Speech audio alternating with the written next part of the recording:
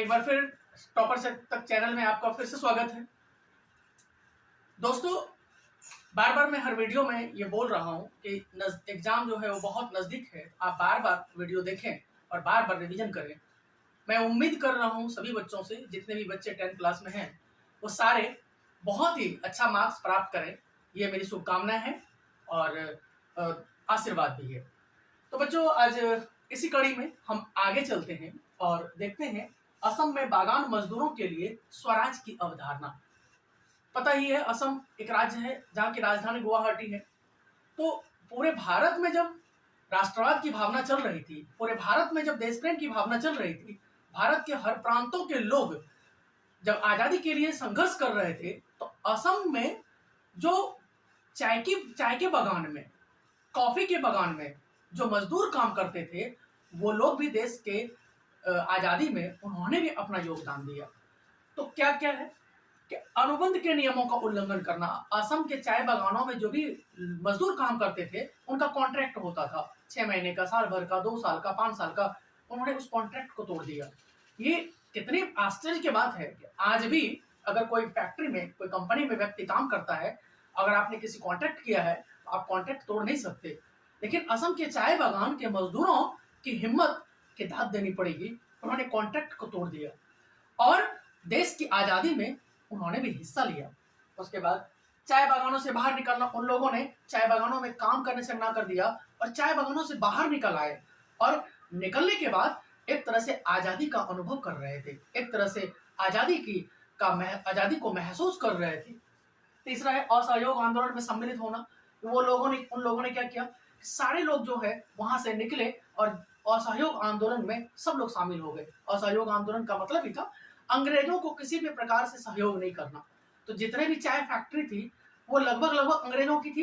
तो इन लोगों ने चाय बागानों में काम करने से मना कर दिया ताकि अंग्रेजों का चाय नष्ट हो जाए, बर्बाद हो जाए और अंग्रेजों के चाय से जो इनकम होता था वो खत्म हो जाए, वो कम से कम हो जाए।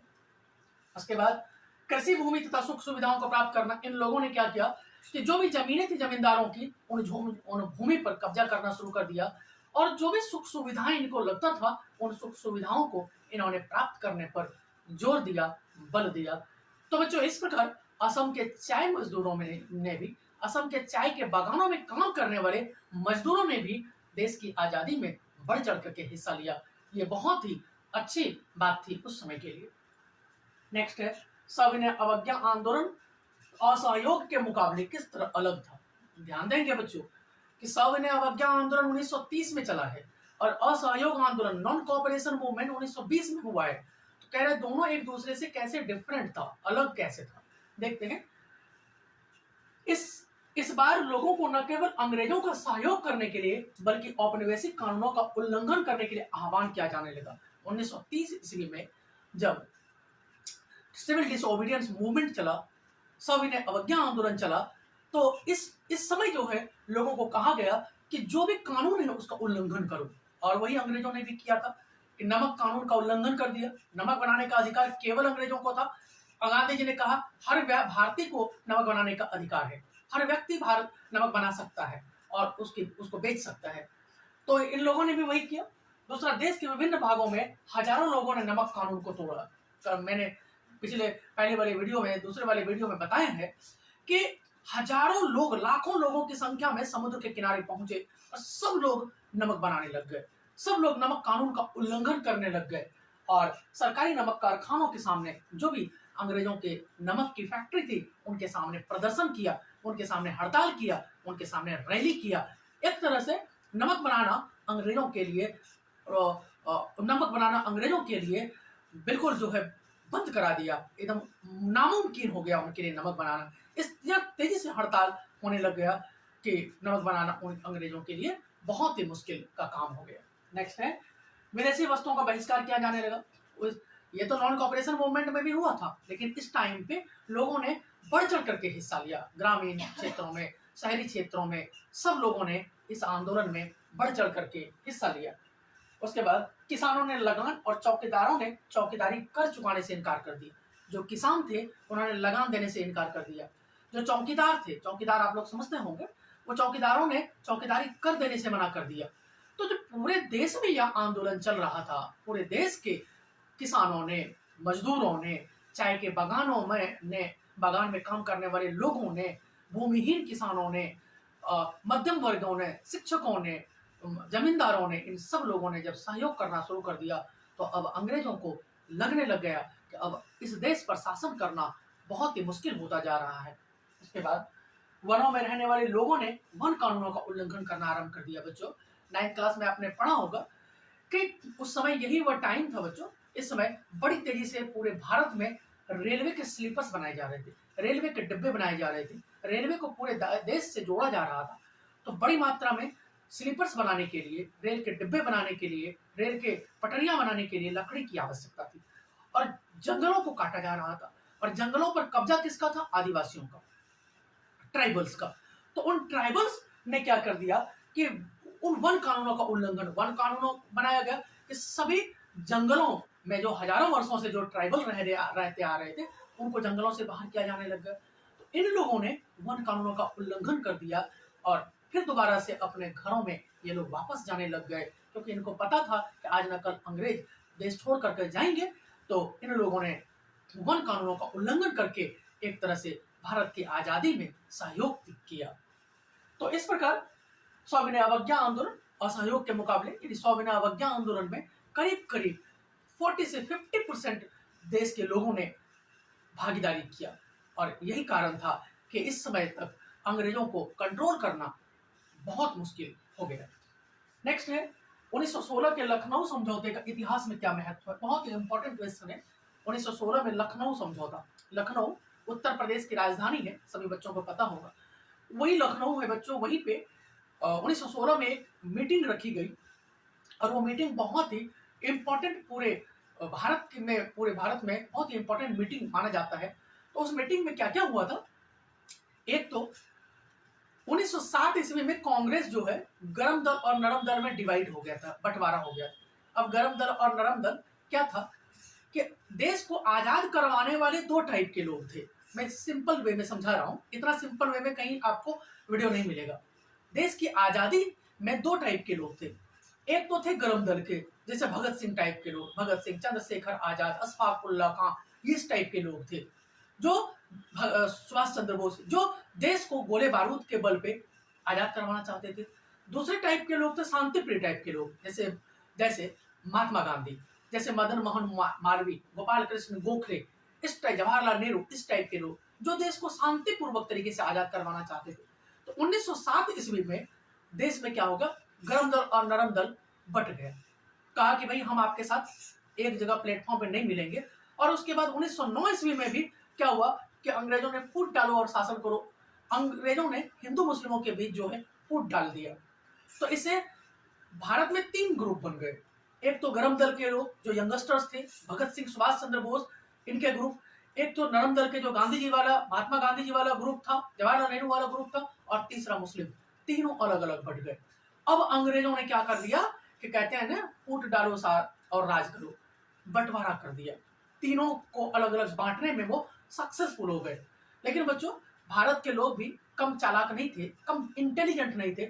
ये समझ गए कि भाई अंग्रेजों ने फूट डालो और शासन करो की नीति को लागू कर दिया है, तो जब तक भारतीय इस बात को समझेंगे नहीं तो तब तक हमारे ऊपर अंग्रेज शासन करता रहेगा।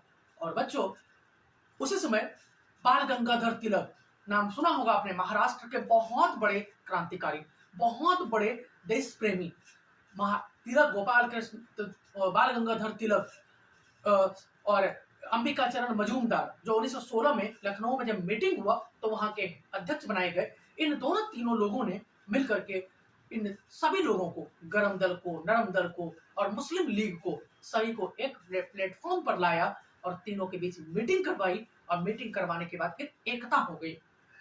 अब बच्चों, अब आपको सुनकर के बहुत हंसी भी आएगी। अब अंग्रेजों को लगने लग गया कि भाई ये क्या हो गया, हमने जो काम किया 8-10 सालों में जो काम किया वो फिर एक हो गए। अब अंग्रेजों को लगने लग गया फिर कैसे फूट डालें इन लोगों में। लेकिन भारत के लोग भी कम इंटेलिजेंट नहीं थे, क्योंकि जो भी लोग थे, गांधी जी जैसे लोग, सुभाष चंद्र बोस जैसे लोग, ये सुभाष चंद्र बोस 1920 ईस्वी में आईएएस की परीक्षा पास किया था। और वो आईएएस की पहले परीक्षा भारत में नहीं, ब्रिटेन में होता था, उसमें टॉप किया था उन्होंने। तो ये कम पढ़े लिखे लोग नहीं थे, सब विदेशों से पढ़ाई कर करके आए थे। तो ऐसा कोई मामूली व्यक्ति नहीं था, हमारे आपकी तरह लोग ये लोग नहीं थे। तो इन लोगों ने इन चीजों को समझा और भारत में एकता लाने का प्रयास किया और सफल भी हुए। और 1916 के बाद जब देश में देश प्रेम की भावना जगी, राष्ट्रवाद की भावना जगी, तो आपने देखा ही उसके बाद तब तक गांधी जी का आगमन हो गया था भारत में। गांधी जी ने इस चीजों को अच्छी तरीके से समझा और फिर अपने तरीके से सत्याग्रह और अहिंसा के तरीके से देश को आजाद करने पर आगे बढ़ते रहे। तो वही था कि नरम दल और गरम दल के संबंधों में सुधार हुआ। नरम दल गरम दल मैंने समझा दिया अभी। उसके बाद भारतीय समाज और अंग्रेजों के मध्य बेहतर हुई, मजबूरी थी अंग्रेजों की। और तीसरा, हिंदू मुस्लिम एकता में वृद्धि हुई। हिंदू मुस्लिम एकता, मैंने बोला था 1909 ईस्वी में मार्ले मिंटो साहब ने भारत में हिंदू मुस्लिमों के बीच में फूट डाल दिया और वही कहते हैं फूट डालो और शासन करो। लेकिन 1916 तक हिंदू मुस्लिम भी इस बात को समझ चुके थे और जो नरम दल और गरम दल के लोग थे, हिंदुओं में भी जो दो लोग टाइप के लोग थे, वो सब समझ चुके थे। और 1916 में जब लखनऊ में मीटिंग हुई, सभी धर्म सभी जाति के लोगों ने इस मीटिंग में भाग लिया और अंग्रेजों को एक तरीके से हराने में इन लोगों ने बहुत ही मजबूत रिश्ता कायम किया। एक और क्वेश्चन है बच्चों, अल्लूरी सीताराम राजू कौन था? असहयोग आंदोलन में इनका योगदान बताइए। अल्लूरी सीताराम राजू बड़ा फेमस नाम है और कई बार बोर्ड की परीक्षा में आया हुआ है। 3 मार्क्स का, 5 मार्क्स का भी पूछा गया है, तो थोड़ा ध्यान से देखेंगे बच्चों। अल्लूरी सीताराम राजू एक ट्राइबल्स था जो आंध्र प्रदेश की गुडेम पहाड़ियां, आंध्र प्रदेश में एक पहाड़ी है उसका नाम है गुडेम पहाड़ी। क्या नाम है? गुडेम पहाड़ी, GUDEM, गुडेम हिल्स कहते हैं। तो आंध्र प्रदेश में गुडेम पहाड़ी था और गुडेम पहाड़ी पर ये लोग रहते थे और इन लोगों ने देश की आजादी में किस प्रकार योगदान दिया। अब आप अभी पढ़ रहे हो, जब उस टाइम के जो लोग होंगे वो जब देख रहे होंगे इन सब सिचुएशंस को, तो कितना अच्छा लग रहा होगा उनको। तो अल्लूरी सीताराम राजू ने आंध्र प्रदेश की गुडेम पहाड़ी के आदिवासी किसानों का नेतृत्व किया। जो ट्राइबल्स किसान थे, फार्मर्स थे, उन लोगों का लीडर बना और आजादी में इन्होंने गांधी जी का साथ दिया, अंग्रेजों को हराने में सहयोग किया। वह एक रोचक व्यक्ति थे, इन्हें खगोलीय ज्ञान प्राप्त था। आसपास के जितने ट्राइबल्स थे उनके बीच में इनको बहुत प्रसिद्धि प्राप्त थी, सभी लोग इनको मसीहा मानते थे और ये क्या थे, इनको खगोलीय ज्ञान प्राप्त था, कई चीजें भविष्यवाणी करते थे तो वो सटीक बैठ जाता था। तो जो ट्राइबल्स लोग थे, पहाड़ियों पर जो लोग रहते थे, वो इनको एक तरीके से भगवान मानने लग गए थे और कहते थे कि भाई आप जो कहोगे अल्लूरी सीताराम राजू जी, हम लोग आपके साथ हैं। तो करीब करीब 10 से 15 हजार ट्राइबल्स इनके साथ तीर कमान लेकर के, भाला बर्छी लेकर के इनके साथ लड़ाई के लिए इनके साथ आ गए और जो है अंग्रेजों के विरोध में ये लोग उठ खड़े हुए। उसके बाद लोगों का मानना था कि उनके पास विशेष शक्तियां हैं। अभी मैंने बताया लोग जो ट्राइबल्स लोग थे, और केवल ट्राइबल्स नहीं, आसपास में जो नॉर्मल भी लोग थे उनको भी लगता था इनके पास कुछ खास कैपेसिटी है, खास पावर है, शक्ति है, जिससे वह लोगों को स्वस्थ कर सकते हैं। कोई बीमार था तो गांव वगैरह में आपने देखा होगा कि कभी किसी को टोना टोटका हो गया तो उसको क्या करते हैं लोग, जो है झाड़ फूंक कर देते हैं, थोड़ा सा कहीं झाड़ फूंक दिया तो उससे लोग ठीक हो जाते हैं। और आज भी गांव ग्रामीण क्षेत्रों में मान्यता है, जो भी बच्चे गांव के होंगे वो समझ रहे होंगे। हालांकि शहर के बच्चे इस बात से इनकार करते हैं, अरे कहाँ जो भूत होता है सर, ऐसा नहीं होता। ठीक है, वो आपकी मान्यता है, मैं आपके मान्यता के ऊपर कुछ नहीं बोलना चाहता, बट लेकिन ग्रामीण क्षेत्रों में ये मान्यता है आज भी। तो उनको, ग्रामीण क्षेत्रों के जो लोग थे उनको इस बात का भरोसा था कि अगर कोई बीमार है, अगर कोई गरीब है तो इनको ठीक कर सकता है ये व्यक्ति। तो इस कारण से ट्राइबल्स के क्षेत्रों में, ट्राइबल्स के लोगों के बीच में एक तरीके से ये मसीहा थे, लोगों का नेता था, एक तरीके से राजा के रूप में ये थे। और कोई भी बात ट्राइबल्स को कहते थे, सारे ट्राइबल्स इनकी बात को मानते थे। तो इस प्रकार, और सबसे बड़ी खासियत ये थी, क्या थी इनकी, ये गांधी जी के फैन थे। फैन पे कई सारे बच्चों को हंसी भी आ रहा होगा, सर फैन का मतलब, आज तो हम फैन यूज करते हैं, उस समय तो प्रशंसक होते थे कि भाई किसी को सपोर्ट कर रहे हैं, अगर कोई अच्छा नेता है तो हम उसको सपोर्ट कर रहे हैं। तो फैन का मतलब है वहां प्रशंसक, उनके हिमायती, उनके हेल्प करने वाले, उनको सहयोग करने वाले। और सहयोग क्या कर रहे थे? दरअसल ये लोग भी इस बात को समझ रहे थे कि भाई अगर अंग्रेजों को हराने में हमने सहयोग नहीं किया तो हमारा जो जंगल है जिसपे हमारे पूर्वज रहते आए थे, जनजातियां कहाँ रहती, आज भी ट्राइबल्स जंगलों में ही तो रहती है, और ट्राइबल्स जहां रहते आए हैं उनका जंगल छीन जाएगा। इन लोगों ने भी इन्हीं सब कारणों के लिए अंग्रेजों का विरोध किया, और जो गांधी जी थे, जवाहरलाल नेहरू थे, सुभाष चंद्र बोस थे, या जो भी बड़े बड़े नेता थे हमारे देश के, उनको सहयोग किया और आजादी में अपना नाम जो है स्वर्ण अक्षरों में इन्होंने लिखवा लिया। कभी बच्चों सोचो, कभी इनका नाम हम पढ़ते, आज हर किताबों में, एनसीईआरटी की बुक्स में इनका नाम जो है स्वर्ण अक्षरों में, और जब तक ये इंडिया रहेगा, जब तक बच्चे रहेंगे, तब तक इनका नाम स्वर्ण अक्षरों में लिखा गया है और लिखा जाएगा, पढ़ता और पढ़ाता रहेंगे। हेलो बच्चों, नेक्स्ट क्वेश्चन पर हम चलते हैं। सविनय अवज्ञा आंदोलन में महिलाओं की भूमिका का वर्णन कीजिए। इंपॉर्टेंट क्वेश्चन है, कई बार पेपर में आया हुआ है। सविनय अवज्ञा आंदोलन 1930 में स्टार्ट हुआ था। इसी आंदोलन का नाम है खेड़ा सत्याग्रह, इसी आंदोलन का नाम है नमक सत्याग्रह। ये सारा एक ही आंदोलन का नाम है। तो उसी सिविल डिसोबीडियंस मूवमेंट में महिलाओं की क्या भूमिका थी, इसको हम लोग देखते हैं। औरतों ने बड़ी संख्या में गांधी जी के नमक सत्याग्रह में भाग लिया। जब गांधी जी साबरमती आश्रम से दांडी तक चले तो रास्ते में हजारों की संख्या में महिलाओं ने गांधी जी के नमक सत्याग्रह में भाग लिया, और बहुत सारी महिलाएं घरों से निकल करके उनका भाषण सुनने के लिए बाहर आ गई। बच्चों, इस समय से पहले महिलाओं को घर से बाहर निकलने पर पाबंदी थी।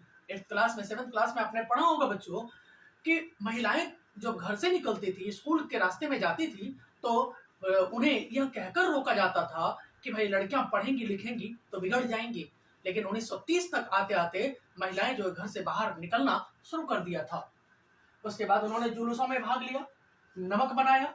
आपने सरोजिनी नायडू का नाम सुना होगा।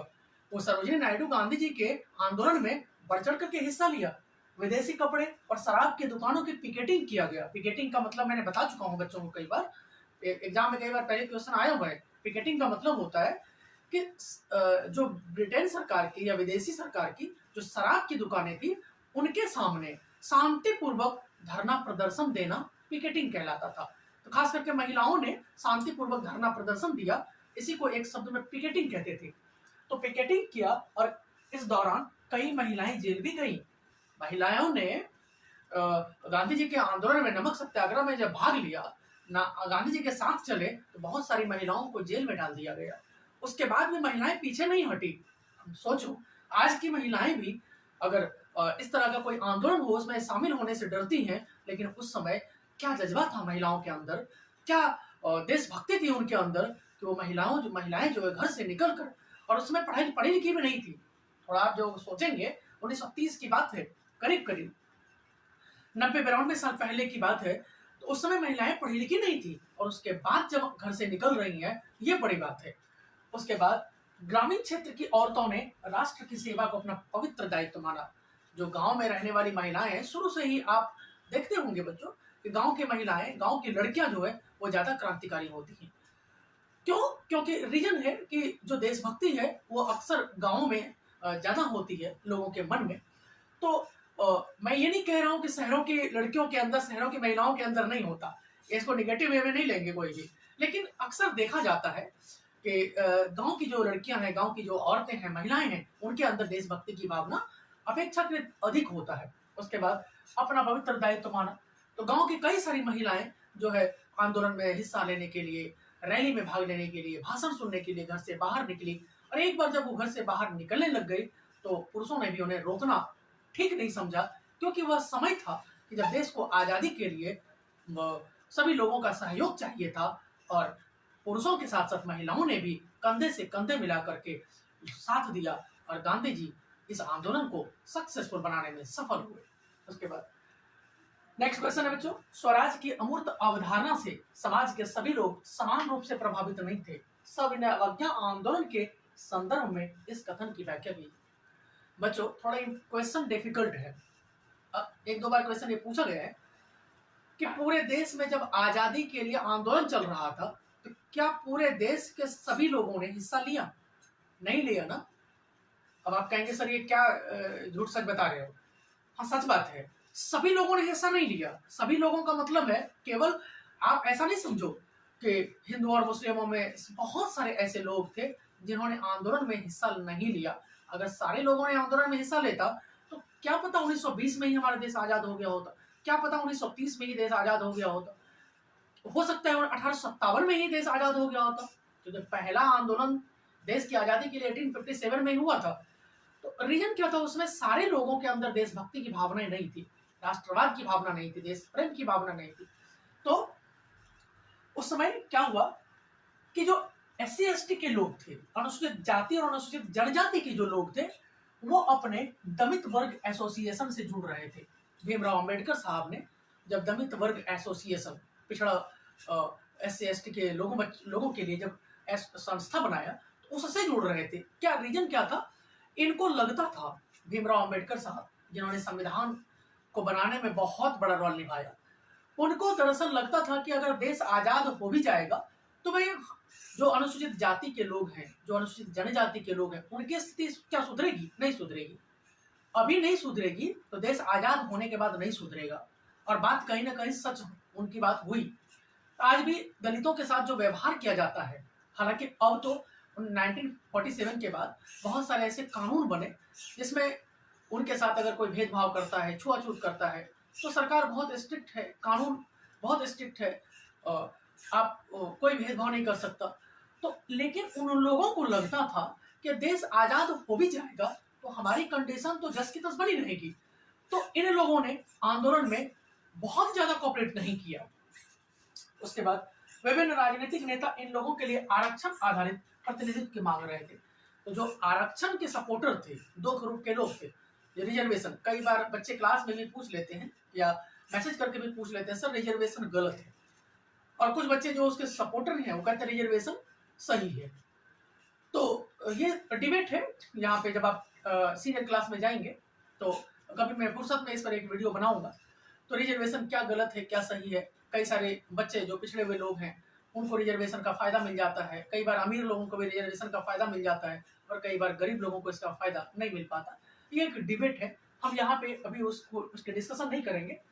तो बहुत सारे जो नेता थे वो रिजर्वेशन आधारित जो इलेक्शन था उसकी डिमांड कर रहे थे।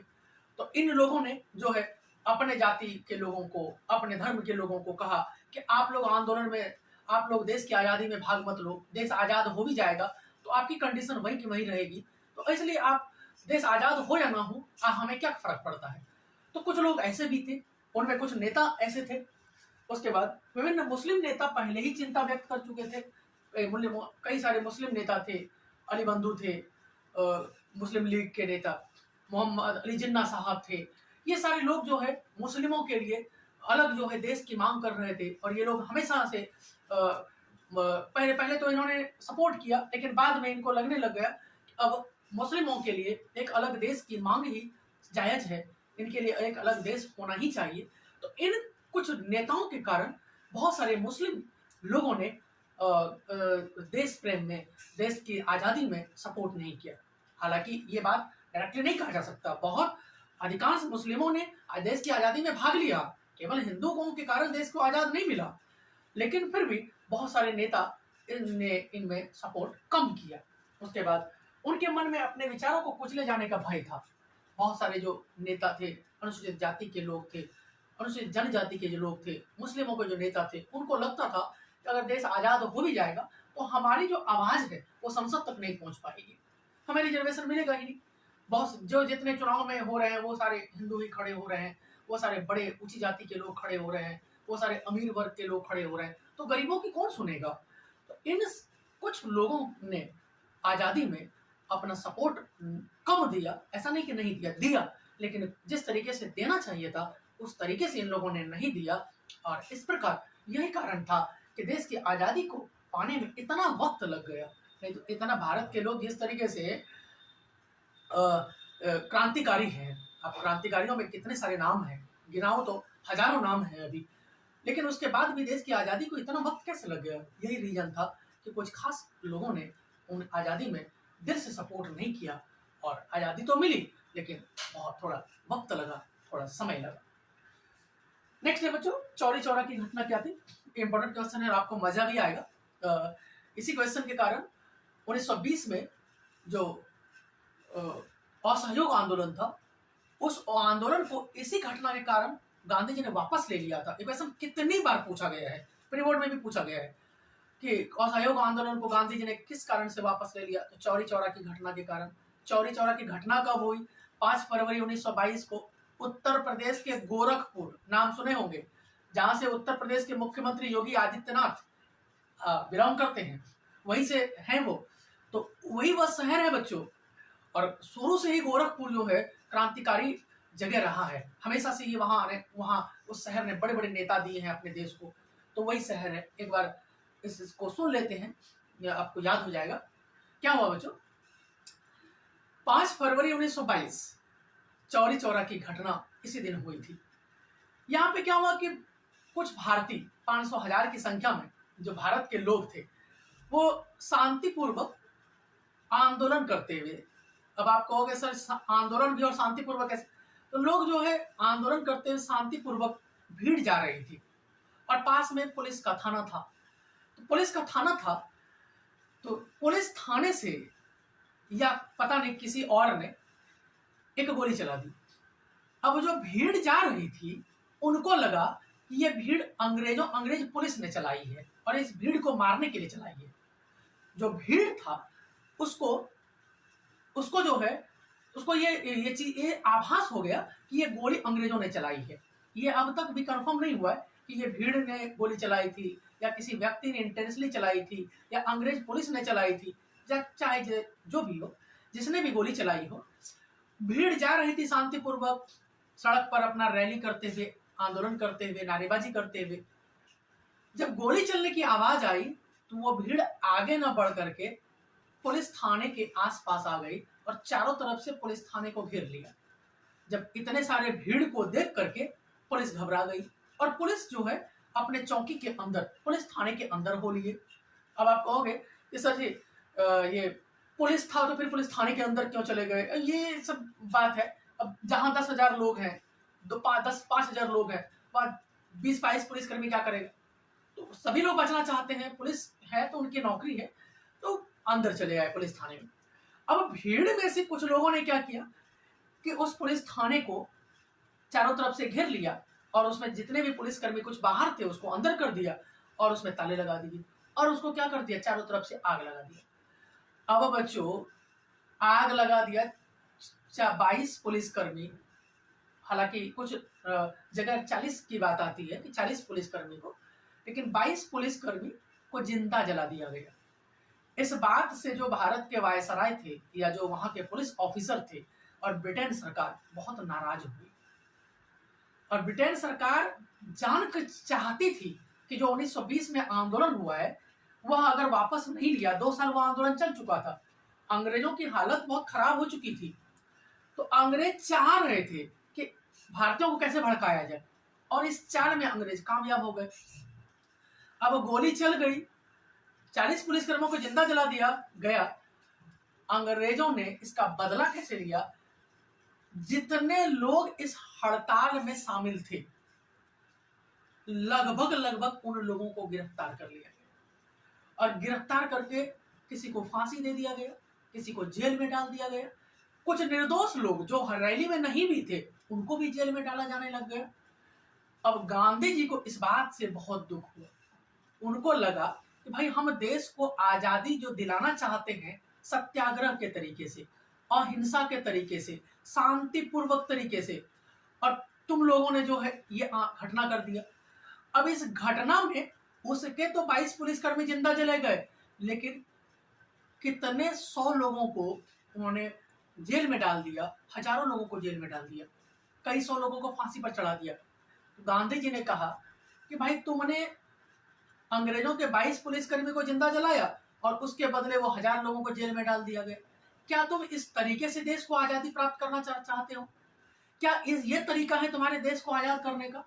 तो मैं नहीं इस तरीके से देश को आजाद करना चाहता। मेरे गांधी जी चाहते थे कि मैं जिस तरीके से देश को आजाद करना चाहता हूं उसमें कम से कम भारतीय की मौत हो, कम से कम भारतीय को जेल हो, कम से कम भारतीय लोगों को फांसी हो। मैं शांतिपूर्वक देश को आजाद कराना चाहता हूं।